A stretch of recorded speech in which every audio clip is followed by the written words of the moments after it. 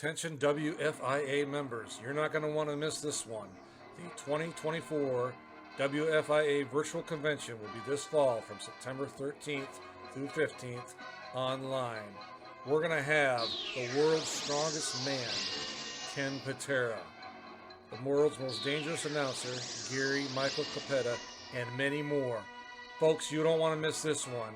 Tickets and prices will be out soon, so keep looking online at the wfia.org website and our Facebook page and watch and register as soon as you can. You must be a WFIA member to be a part of the convention. So go to wfia.org and become a member today.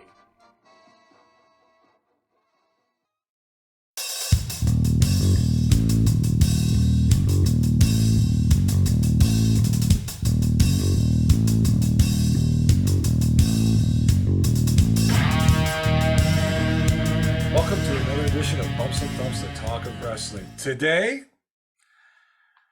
we're going to be remembering one of the greatest guys that were in the business.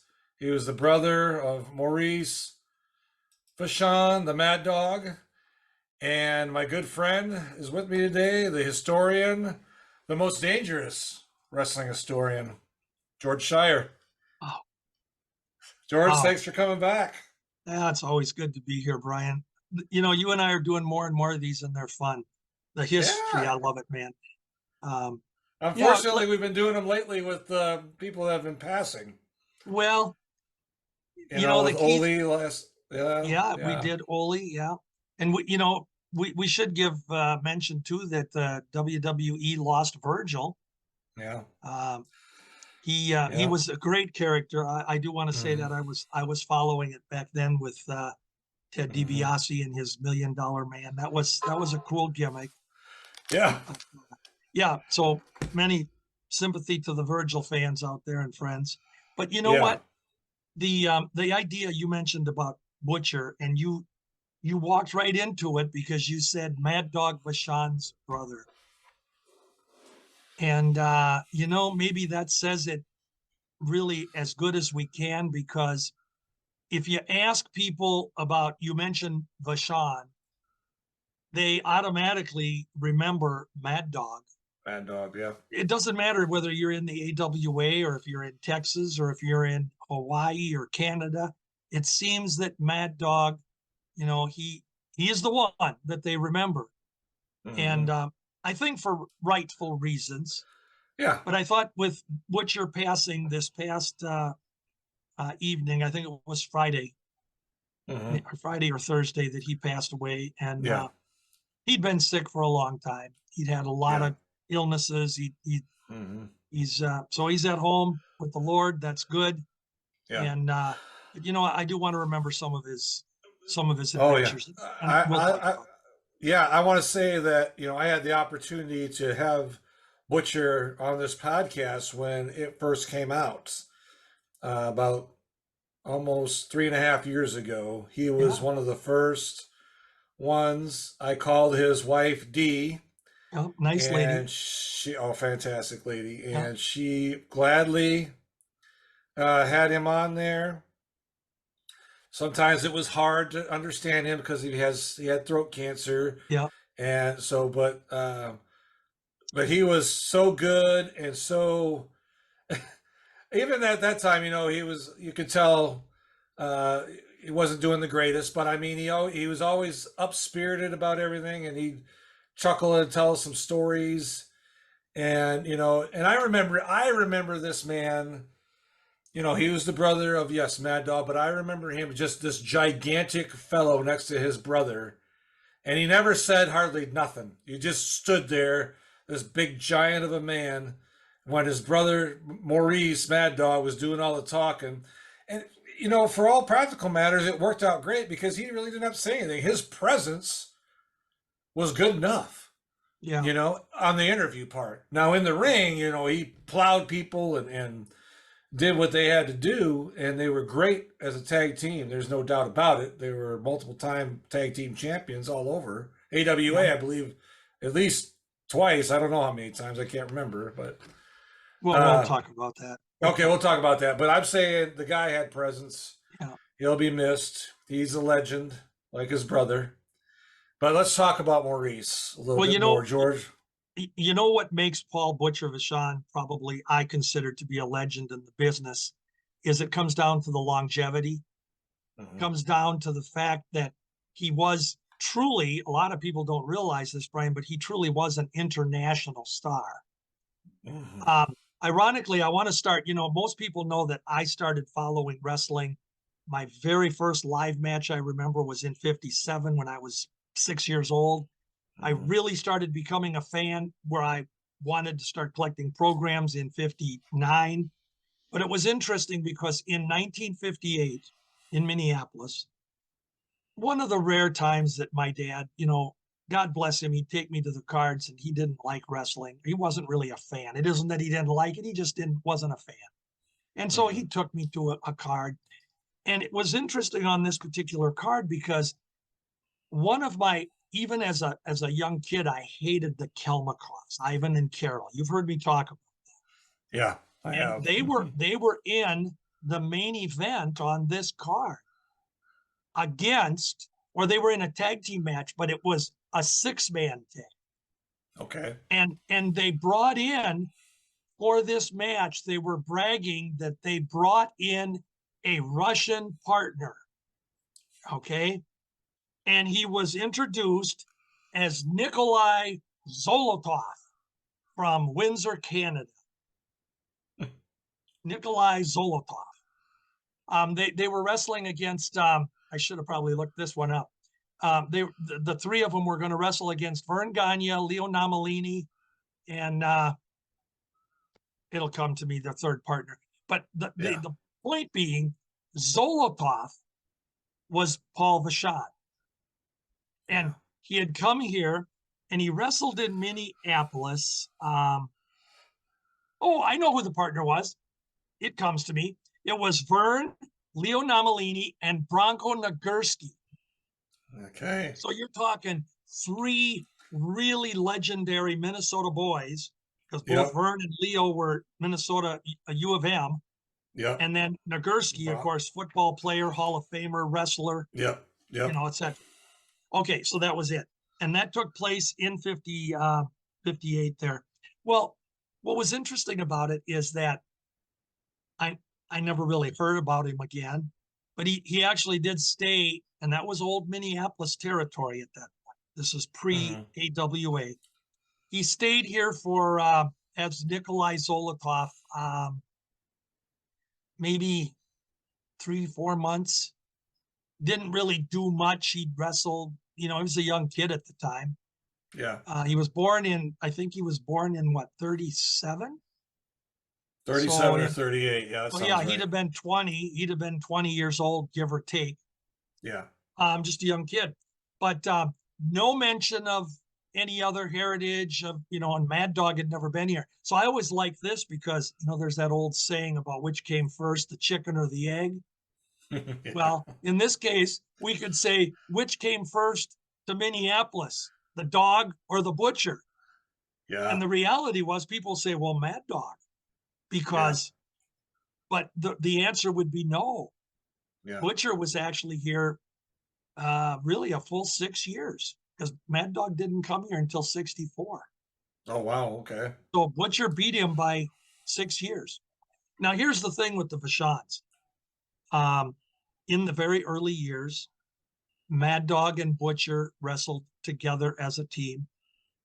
They wrestled up in Canada. They were down in Texas, Pacific Northwest territory together. They held titles along the way together, wrestling tag teams. But after 1960, Paul Vachon really became an international star because from 1960 to 1967-ish, end of the year into 68, he and Mad Dog didn't see each other for 8 years, almost 8 years. They were traveling and in different parts of the country. Butcher wrestled in New Zealand, wrestled in Australia. He wrestled in Canada, all over Canada. You name the cities, he wrestled there. He was wrestling for a while as Nikolai Zolotov. I would point out that when he went down to Honolulu, he became Nikita Zolotov. So I don't know, the French name had to be changed or something, but many people don't know that. Yeah. But yeah, he traveled. He was in Japan, and he really spent about 6 years almost out of the United States. Either not if he's in Canada or he wrestled in Mexico, wrestled, like I said, Australia, New Zealand, Germany. So he was traveling, gaining his repertoire. When he came back to the States, this was when it kind of started big for him, because in 1967, 68 in Atlanta, the three Torres brothers, Ramon, Alberto, and Enrique, and they were folks, real brothers. They were feuding. They were together and popular as heck in Atlanta. And they were ended up feuding with Butcher and his brother Stan Vachon. Yes. Now, in the kayfabe era, we didn't know that Stan wasn't a real Vachon, but he was actually Eric Pomeroy from Canada. And just so people know, Eric Pomeroy, you talk about a talent that falls under the radar. Let's mention this. He was a man of many names, great talent, great worker, really over in the gimmicks that he used. Yeah. And a lot of people won't remember him, but he was Eric Pomeroy, and then he was Stan Pulaski, and he was Stan Vachon, and he was Igor Kelmakov as one of the four Kelmakov brothers. He also wrestled under a mask as of one version of he was a destroyer, not Dick Beyer, but he was a destroyer. Wait, he had another name. He was one of the spoilers at one point, or not, I'm sorry, one of the Infernos. They changed masks once in a while, and Stan was under one of those masks. So Stan had a very good career, but changed his name so many times. A lot of times he doesn't get credit. But he and Paul, Stan Pulaski and Paul Vachon, Mad Dog Vachon, they were really good friends coming from Canada. And Mad Dog told me one time, and literally he told me this, he said that this is when they were all living in Omaha. And Mad Dog says, Stan has always been so close to us that he is our real brother. Yeah. And Mad Dog did it in his Mad Dog voice.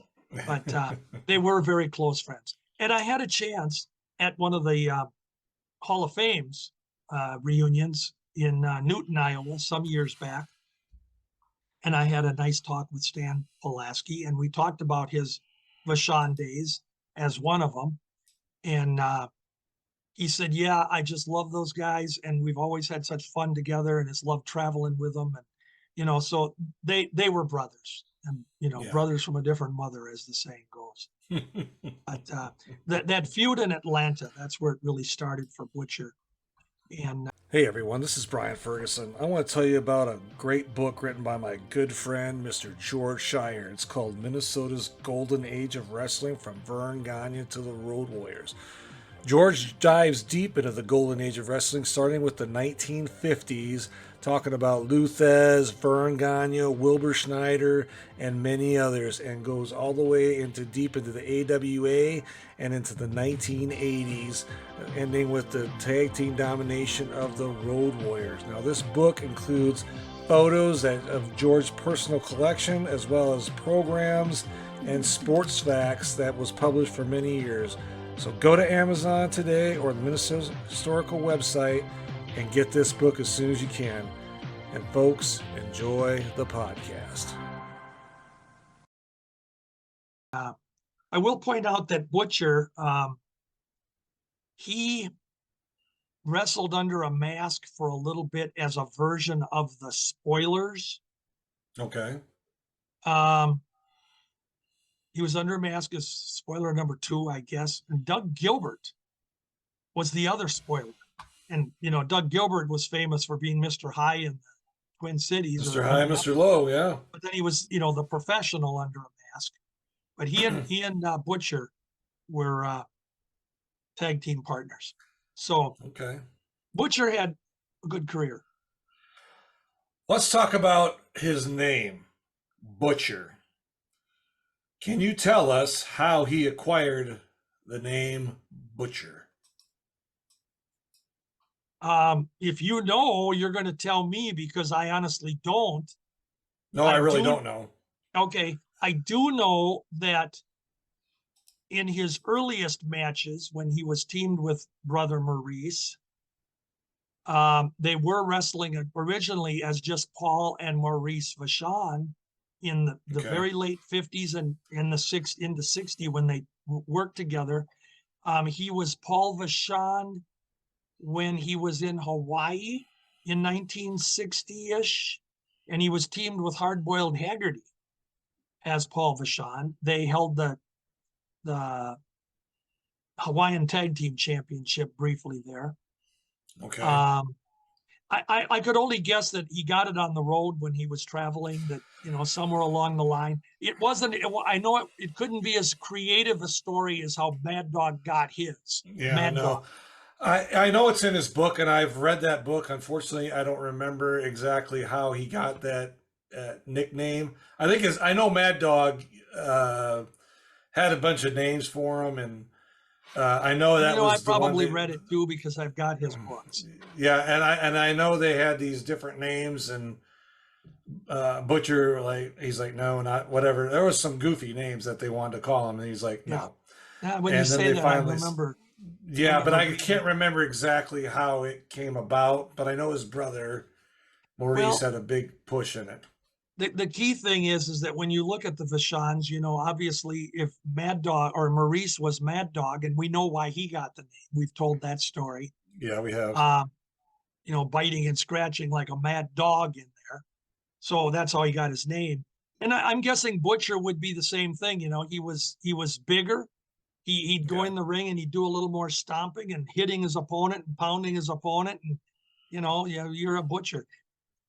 It was interesting when you talk about Mad Dog, because you mentioned this a minute ago. You said, well, Mad Dog was, that Butcher was bigger. And Butcher was. You put them next to each other, they're like this. Mad Dog's the little guy. Yeah. And Butcher definitely weighed 50, 60 pounds or better more, and was probably, he could have been close to a foot higher, maybe, or taller. I would say at least a foot. But Mad Dog, in his interviews, he always referred to Paul Butcher as my little brother. My little brother. It was always that way. He'd tell Marty O'Neill that his little brother. When you mentioned about Butcher not talking, it was, I don't know how they did it in the early years. I mean, I was way too young in the 60s, early 60s when they teamed. I don't know if Maurice was the spokesperson. Mad Dog didn't get the Mad Dog name until 63. So we know early on it was just Paul and Maurice. Because he got the Mad Dog name in Oregon in 63. But whenever they would talk, it was pretty much understood that Mad Dog was going to be the spokesperson. Butcher had more of the heavy French accent. If you listen to him talk, and he just, and this is not a slam against the guy at all, but he just wasn't as fluent and able to ad lib as quickly as Mad Dog could. And so it was a natural that Mad Dog. And when they came to the AWA, Mad Dog was already established. It's kind of funny the way Butcher came to the AWA. Mad Dog had come here in 64. He had his feud with Vern. He ended up taking the title from Vern Gagne, the singles title, and he held it off and on for 3 years until 67, when Vern took it back for the last time from Dog. Then Dog had left after that 67 loss. He had been up in Canada. Mad Dog was. Butcher's traveling now, remember. He's not even in the country. And Mad Dog was up in Canada. He was teamed up. That's when he formed his first tag team with Baron von Raschke, turned Raschke and, Jim Raschke into the Baron. The Baron. And made him a heel German. That's where that came from in 67, 68. And then Mad Dog was up there and making good money. Mad Dog came back here in 68.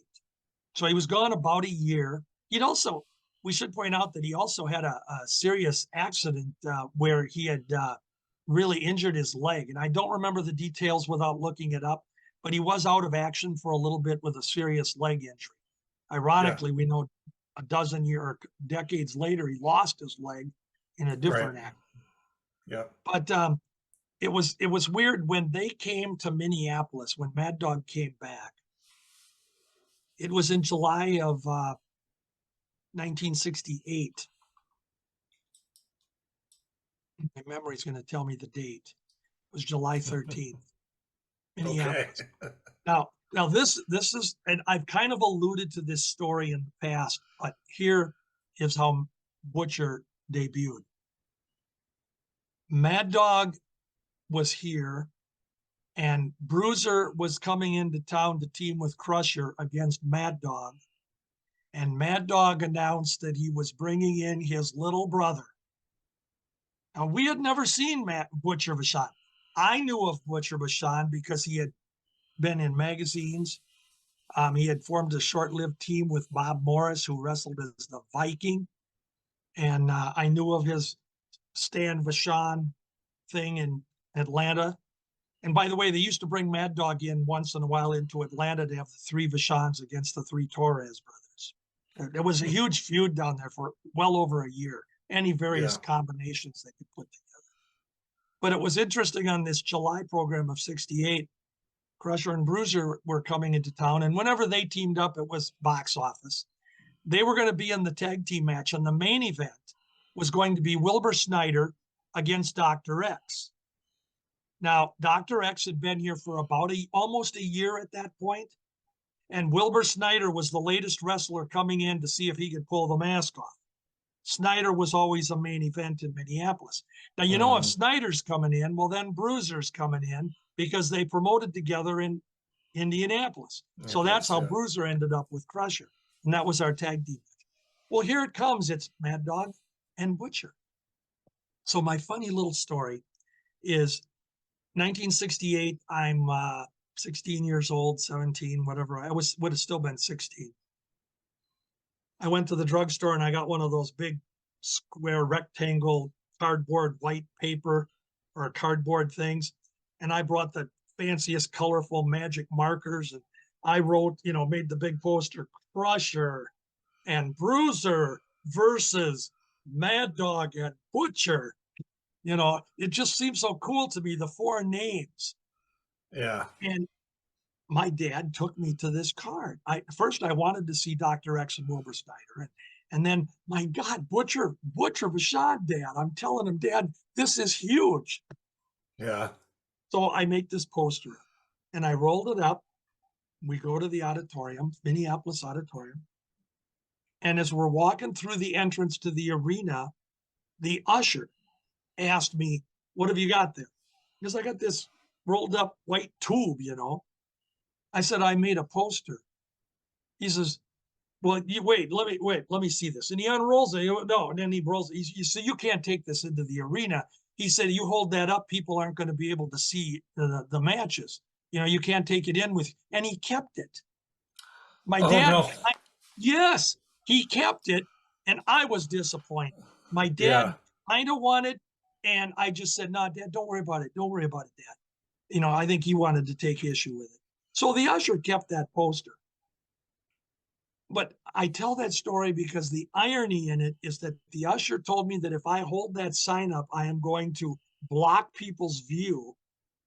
And now when you look at the arenas today, kids, at the WWE events, there are billboards all over the place, people holding up signs, posters, all over. So I laugh at that those how the times have changed, my friends. Hey everyone, this is Brian Ferguson. Fans of the AWA, you are in for a real treat. My friend Joyce Poston has just released her book titled My Ringside Seat to the AWA.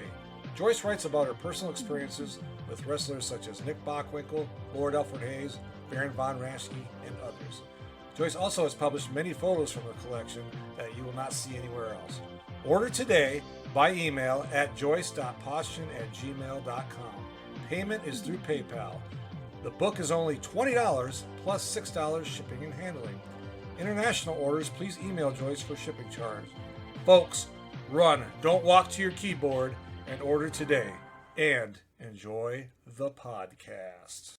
But anyway, that was the deal. Butcher was in town. And as it turned out, it was kind of a one night deal. Obviously, Snyder and Bruiser were one night. Mm-hmm. Butcher was in. Crusher and Bruiser beat him, but it was cool. And then a few months later, Butcher came in kind of full time, teaming with Mad Dog. And then they were here all of '69 and feuding with the Crusher, of course. And Crusher and Bruiser were champs at the time. So they were always leading up to that match. They wanted to get a match with Crusher and Bruiser. And pretty much went till August of '69 when they met up in the big Chicago card. And Vachon took the title from Crusher and Bruiser, which was all good for Crusher because then he went on his 7-month, well, it wasn't 7. September, October, November, December, January, December, 4-month. Took a 4-month vacation. He was reported as being injured. His back was injured by the Vachons, and fans, we don't know if he's going to be back or when. And then he came back in January and started feuding with the Vachons again.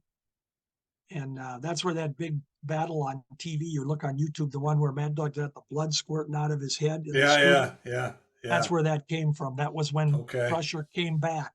And the Vachons were wrecking havoc in the TV studio match against young Bruce Kirk and Edouard Carpentier. And Kirk was injured. Carpentier was going to have to go by himself. And Crusher come out from the curtain and just a minute here, I'll get in there. Then all hell broke loose with the Vachons. The rest is history. So. Yeah, no, it's Butcher. To me, he wrestled all over the world, held numerous tag team and singles titles. Oh, he held tons of titles. Yeah, he was such a, for not a talker, because you said about his French accent, which is understandable. I just think he doesn't get the credit really that is due him. And what I mean is he was one of the guys that, have passed now that were true pioneers, trailblazers, excuse me, of the sport of wrestling. I mean, the 50s and 60s was really the period of when wrestling was put on the map, television and all that. But Butcher being so big at that time, there wasn't a lot. I mean, there was, Don Leo Jonathan and a few others that were big guys. But I mean, Butcher really just, I don't know how to say it. He just. Well, I think the thing with Butcher is he was heavier. He was like a larger, literally he was built a larger version of what Mad Dog looked like. I mean, that's because they looked a lot alike, but Butcher was just bigger physically. He wasn't, I don't know if you can see that. Yeah. That is, if you look at it, it could be Mad Dog. It's just that he's bigger. Yeah. And the thing about Butcher is that when he was with Mad Dog in the AWA, it again was generally considered that Mad Dog was the general in the tag team. Mad Dog did the talking. There's some interviews out there for fans that want to go to YouTube, type in Mad Dog and Butcher interviews. There's a few from the AWA. I know there's one out there with them. Marty O'Neill is interviewing them. Yeah. And they're talking about, I think they're talking about having a match with Pepper Gomez and Red Bastien. Yeah. But In Rockford, Illinois. could have been, yeah. Yeah. And I'm we pretty had sure it we had was. that match here. But Butcher, he didn't talk much. He was, and in the matches, let's be honest, Mad Dog was very animated in Yeah. his movements.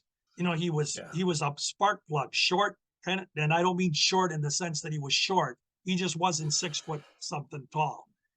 And he was fast. He was deliberate. He was constantly punching or kicking or stomping. Butcher was a little more methodical, if I'd use a word. He moved a little slower. By no means was he boring, excuse me, but he was a little bit slower. And let's face it, when the Vachons did lose a match or let's just say lose a fall in a 2 out of 3 fall match, more often than not, it was Butcher that took the fall. But he would get rewarded in the sense that he would maybe win a fall too. But Mad Dog wouldn't usually be the one to take the loss. But he was the star here. It wasn't that Mad Dog was the draw because fans knew him and hated him. And so Butcher would usually lose the fall. You know, there's a funny thing about Butcher. When they would wrestle in St. Paul, after the matches at the old St. Paul Auditorium, now this is in downtown St. Paul, you go up a block and over a block, and there was a place called Gallivan's. And it was a nightclub, a bar nightclub place that, you know, back in the late 60s, early 70s, you know, on Saturday night, it was hopping. And the wrestlers would go over and, you know, probably have a few barley pops. Well, Butcher used to go in there and he used to grab the microphone and sing. And he had this deep, I would call it a baritone voice. You know, and the guys came to see him sing. So that was the playful side of it. And when the Vachons, they were here, you'd mentioned holding the 8. I want to point out that I mentioned all the names that Butcher used, you know, under a mask once. And he also wrestled very briefly as a Japanese wrestler. You got to love this, with a mask on. And his name was, this is a poor picture that I just took out here, but that's Butcher with the mask. His name is Okiyama. And his manager there is Dandy Jack. And there, I do have a picture there of Butcher there. But his manager is Dandy Jack. And briefly, he was this Japanese guy, but he didn't talk because he had his mouthpiece, Dandy Jack Crawford, with him. Okay. And then he was unmasked and, you know, Paul Vachon. But yeah, he used to go down and sing. When the Vachons were here, they won the title in August of '69, the tag belts. And it wasn't until February of '71, and I've mentioned this story before. It's one of the things that irritated Vern. The Vachons were going to go to Japan for a month-long tour, which the AWA wrestlers did. So in February of '71, Paul and Maurice, they go to Japan, but on the way, they stop in Portland, Oregon, for promoter Don Owen. Wrestling fans, promoters, wrestlers, and anyone who enjoys pro wrestling now have something new to be excited about. The Wrestling Fans International Association, the WFIA, is back. WFIA is an association that exists to promote, grow, and support professional wrestling throughout the world. Membership is free.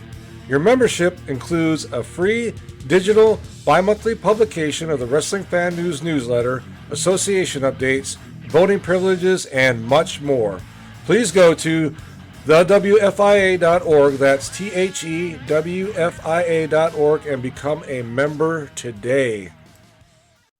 And they picked up a night of wrestling. They wrestled against the Vonstigers, Kurt and Carl Vonsteiger, who both were friends of Mad Dog, by the way. Paul Caruso and, oh boy, the other one's name always escapes me. they were the Vonstigers. It'll come to me like Nagurski did. Anyway, they agreed to put the Vonstigers over in the match. It was a one-night thing. So they lost the AWA tag team title in Portland. And for the next 2 weeks or 3 weeks in Portland, and I've got the results. Yeah. The Vonstigers were being recognized as AWA tag team champions. They're not even a part of the AWA. Yeah. The Vachons then are in Japan until early March. And they're over there wrestling as AWA tag team champions. The beauty of kayfabe. Well, when they come back home, they again come from Japan, go through Oregon. They stopped over. They took back their title from the Vonstigers which was building the crowd, putting the Vonstigers over, and it was also drawing a good house for Don Owen, promoter, who is the one that gave Mad Dog his name, for those that forgot. So then they come home, and Vern got a hold of it. I mean, we didn't know this, but Vern got a hold of the fact that the Vachons allegedly dropped the belts over there to the Vonstigers, and he was all ticked off. And Mad Dog said, something about, what are you upset about? Nobody's ever going to find out about it. It happened there, which again, the beauty of kayfabe. So they for that little blip that I put an asterisk by, because technically it wasn't recognized by the AWA, but tell those fans in Portland that saw the Vonstigers introduced and win the belts from him, how do you tell them that they weren't AWA? So from a historical standpoint, put the asterisk, and that's what happened. Well, then they came back in March of 71, and it was around pretty much like maybe within a month or so from there. Paul had been getting some offers and kind of going with the idea of going home to Montreal and dabbling in the promotion side. He had been approached to kind of go with the Grand Prix Wrestling Group because they were going to go against the Rougeau brothers. It would have been a promotional war up there. And the Rougeaus were promoting one side of Montreal. And so Paul and Maurice gave Vern their notice, probably the end of April of 71, and said, we're going to leave. We'll take the belts off of us. Let's work out something that somebody gets the belts. And that's where Red Bastien and Hercules Cortez came in. So on May 15th of 71 in Milwaukee, Vachons lost, and they pretty much left. They were gone. No rematches. They were up there wrestling in Montreal and spawned that promotion for a year and a half, 2 years. And it was good, but it would end up being a struggle. And eventually, they were back on the road, and Mad Dog was back here. And so that's kind of how that went. Yeah, interesting. Character, even later on in life. I know he's saying, I remember him telling me that he was one time, he laughed about that. I remember because, his voice wasn't the greatest at that time, and Dee verified all that. And, he's just a person that, I don't want to say he was in the shadow of his brother because he's a lot bigger than him, obviously. But I mean, as far as, I know what you mean. You can't say Paul the Butcher without adding Maurice Mad Dog. Yeah, generally speaking, they go together like salt and pepper. Right, and that's not a bad thing. It's not a bad thing. No. And Paul, I had a chance now at Cauliflower Alley Club. Paul became, I guess, pretty much a regular when he could attend the reunions. Mm-hmm. And I know there were 2 or 3 of them in a row that he was at. He'd bring a gimmick table with him and have some memorabilia stuff that he was selling. I know Dee made some things, if I'm not mistaken, like little necklaces and different things that they were. And Paul had some cancer issues. He had some throat issues. He was telling me one time when we were talking, if you noticed in the latter or in his retirement years, he no longer had his beard. He had the goatee. And what had happened was he had cancer and he couldn't grow any more hair on his face, is what he told me, that his hair wouldn't grow. So he kept the goatee part, but he was much thinner than we'd remembered him as, Butcher. What a nice guy, though. He was willing to chat, and he did, not just willing, he did. He chatted with anybody that came by the table. He was eager to sign autographs. But I do want to tell you a funny story about the autographs and going back to kayfabe. When the Vachons, this would have been, oh boy, probably the later mid 80s, maybe. We used to have in Minnesota what was called, every summer we had what was called a Taste of Minnesota. And it would be on the state capitol grounds in those days. And it was just all these food vendors, and everybody got together on a July weekend, and you'd have all this food and gathering. People could just come out and, have fun, gather. And they'd have booths and stuff set up with some vendors. Well, the one time I'm there, I'm walking down the aisle, and lo and behold, in this little cutout wooden place is Mad Dog Vachon and Butcher Vachon. And they're signing autographs of pictures or whatever they were doing. And I'm like, oh my gosh. Well, I had never gotten Butcher's autograph. I'd had Mad Dog's. Mad Dog knew me. Yeah. I'd gotten his autograph in the past. And Mad Dog was chatting with somebody. And I went up to Butcher, and I didn't know him. And I said, Paul, hi, I remember watching you wrestle, and I was wondering if I could get an autograph from you. And he actually kind of wanted, I know no autographs, and I swear to you, Mad Dog turned around and he said, you sign autograph for him. He's a good guy. Good guy. And that's, Mad Dog came to my rescue. So I got awesome. Paul's autograph, and it was just fun.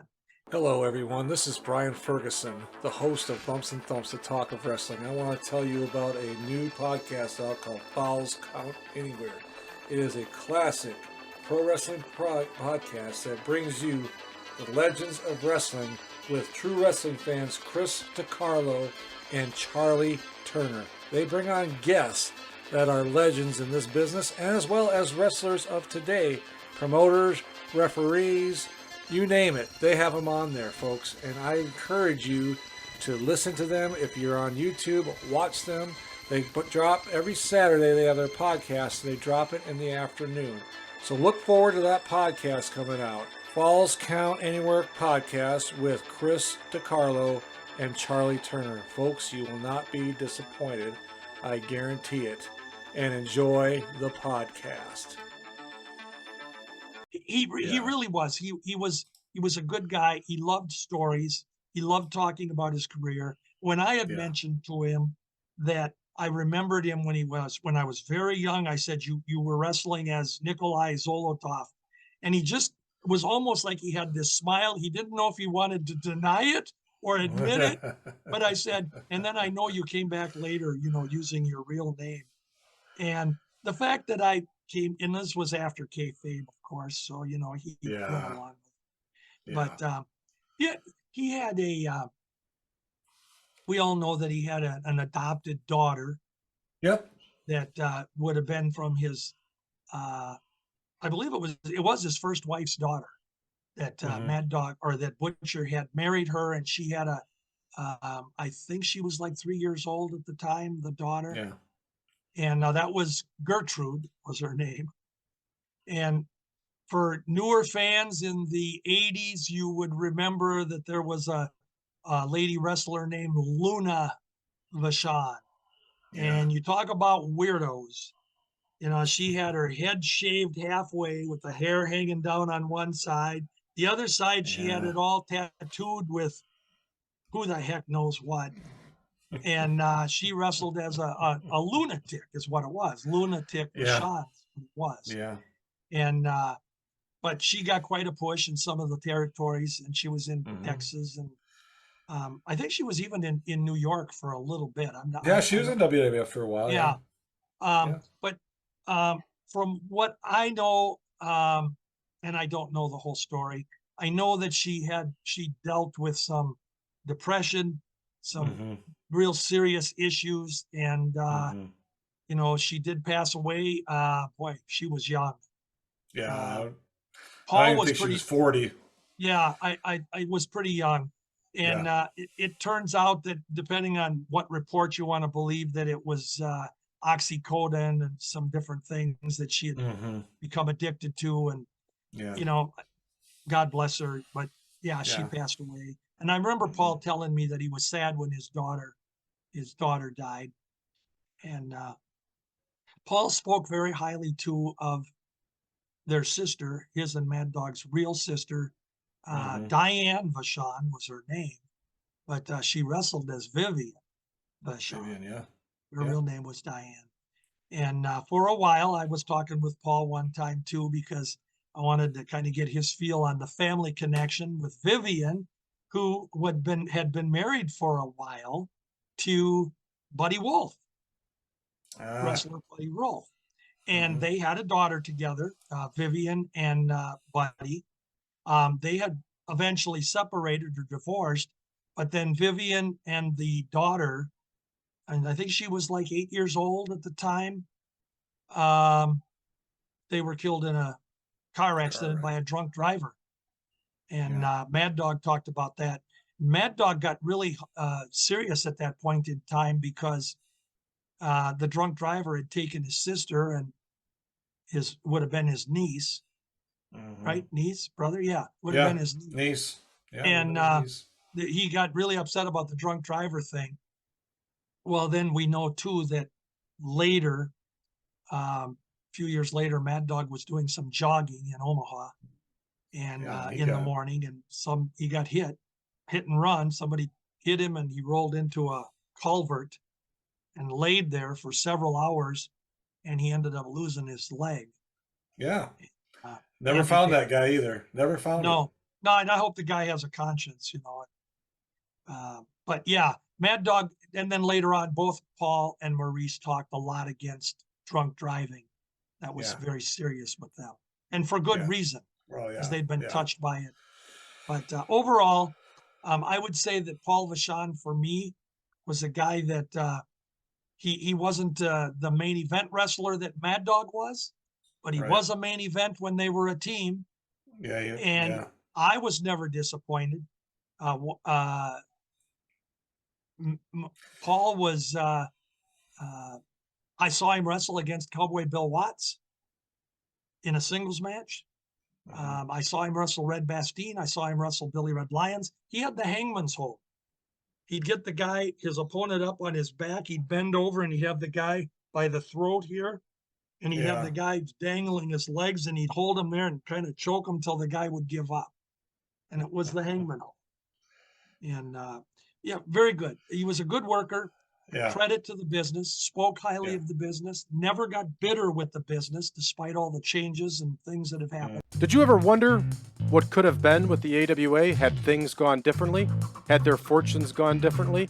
Had certain wrestlers not left and perhaps more money would have been at the disposal of the Gagnes? Well, wonder no further. You can go to Brad Drake's YouTube channel and experience the 1987 Supermod for yourself, as Brad Drake starts off in May 1987, along with Greg Gagne, Baron Von Raschke, Vern Gagne himself, Nick Bockwinkel, Larry Zbyszko, Kurt Hennig, and a slew of others, as he plays and saves the AWA. We can also laugh when Vince McMahon started the national expansion. He had Butcher in, he was using him as a clown act, had him do some jobs, you know. Again, Vince was doing that at the time. He had guys like Butcher and Rene Goulet and so many others that were doing jobs, but they were putting the newer group together. And then this is where I started to get sick on wrestling, even back then. They had Butcher get married on TV, WWF. Did you ever see that? I don't remember it, but go ahead and speak about it. They ended up getting married, and it ended up with a cake throwing thing, and you know, it was all just a spoof, you know. But Butcher was done wrestling at that point. But definitely he passed, and a credit to our business. He wrestled hard. He was Yeah. always good to the fans. He gave the fans their money's worth. Yeah. And You know, I just hope he's at peace because I know he struggled a lot. yeah. I never saw him live in action. You know, I saw him towards the end of his career, you know, at WWF, like you said, a little bit AWA, other areas, but WWF. And when you look back now, you know, I was a young kid then, I was teenager. But you look back at, like what you said, Rene Goulet and these guys and Butcher and what they did, and at the end kind of being used as, you know, we'll just use the term jobbers because that's what it was at the end, doing jobs. And it's unfortunate. I mean, you know, no, he wasn't his brother, but he did put something into it. And it kind of irritates me now that I'm older and more wise and understanding of professional wrestling, especially in that era, that these guys were at the end of their careers kind of misused and mismanaged, and it's unfortunate. But Brian, let me just say something. I'm gonna kind of play the devil's advocate with you. Okay. Okay. Because I agree with you. I wasn't excited about that either. You know, I see Rene Goulet or Butcher Vachon, somebody like this, you know, who I know has the talent and has had the credibility, you know, you're laying down for somebody. I get that. Yeah. But I think it's more noticeable to the newer generation and to maybe me as a tail end of that old generation. I think it's more noticeable to us because we do remember them when they were in their heyday, and they would never have been asked to do a job in those days. Right. But let's be fair, all through the annals of wrestling, most wrestlers, when they got to the ends of their career, they would do jobs to the newer guys coming up. Yeah. And, you know, a good example, if we go back to when Vern Gagne got into the business, Vern Gagne lost or won his very first match. Vern is brand new, first match. Yeah. He wins over Abe King Kong Cashy. Yeah, you're right. Abe King Kong Cashy, all through the 40s. Let me tell you something. When King Kong Cashy was on a card, you know, you wanted your ticket. He was evil to the core. He was King Kong, but he was at the end of it. He was wrestling at the end of the 30s. So by the time he gets to 1949, 50, Abe is old. So a lot of these guys would put the new generation over. And when you look at, I tried to think of a few. Jack Pesic, another one. Jack was as talented as they could be, and in his day he was over, but he would pay it back, so to speak, and train the new guys. When he's jobbing for the guy, he's actually training him. Yeah, I guess but it hurts. Like I mean, I guess the way it was done, I guess, McMahon had a different ulterior motive. Right. That's what irritates me the most. I mean, you go in and do a job or whatever. Okay. I guess it was just the way it was done. Like it almost demeaned the person to me. Now looking back at it. Yeah. Well, and I think the thing to remember is you and I, we had Steve Kern on a couple of weeks back or a couple podcasts ago. And, you know, Steve put it really well. He said, you know, it didn't matter whether you won or you lost. Obviously, it mattered if you got paid, and you got paid what you were promised, and you were happy with your pay. And let's not forget, this is a work sport. We're here to put each other over. That's so, true. You know, I think that's the way I do look at it in hindsight. Yeah. You know, you take a guy like, you hate to compare this in the thing, but look at Kenny J. Yeah. Kenny J. He never won. No. But we know he worked good with guys. We know he could work. We know that he had his moments. Yeah. But he got paid. Yeah. So yeah, I agree with you. McMahon was doing it in the sense that he wanted to embarrass guys because he was showing the territories that I'm better than you are, and I've got these guys. It's like what he did with Dusty Rhodes. I know we go off on little things here, but he did that to Dusty Rhodes when he brought him in as Polka Dot Man or whatever he was. Remember? He was making a clown. And people say, well, he was embarrassing Dusty and he was making a clown of it. But let's remember, Dusty agreed to it. Dusty was getting paid. And he probably was getting paid very well. Yeah. Okay. Yeah. And he went along with it. I had a fan just recently was talking about the embarrassment that Vince had done to Adrian Adonis when he had Adonis balloon up by 100 pounds and turn into kind of the fairy character, feminine, and that was, and the guy said to me, he says, that was embarrassing to Adrian. And I said, well, I have to disagree with you because Adrian had the chance to say no. Yeah. If he didn't want to do it, but he got paid well. So it's a business, but I know what you're saying. And it always hurts when you say Butcher Vachon lost to this guy. Come on. Yeah. Give me a break, I get it. It is what it is. All right, folks, on that note, I want to thank Mr. George Schire, the wrestling's most dangerous historian and now Where did president this name come from? And now president of the world's most dangerous wrestling promotion, the WWA. We should point out to people that Brad Drake is starting up the WWA and making it sort of an indie promotion right now. He had gotten the naming rights from the old World Wrestling Association. And he is going to be running cards, and he's paying me well to be the president. Let's put it that way. So I'm going to make sure that Law and Order is in. There you go. All right. But that's where that comes. Hey, it's fun, George, Brian. It is. Thank you for coming on and remembering a legend, Paul the Butcher Vachon. Thanks again, George. Appreciate it. Always love to have you on, my friend. And folks, if you're watching, thank you. If you're listening, thank you. If you haven't subscribed, please do so. And we will talk to you soon.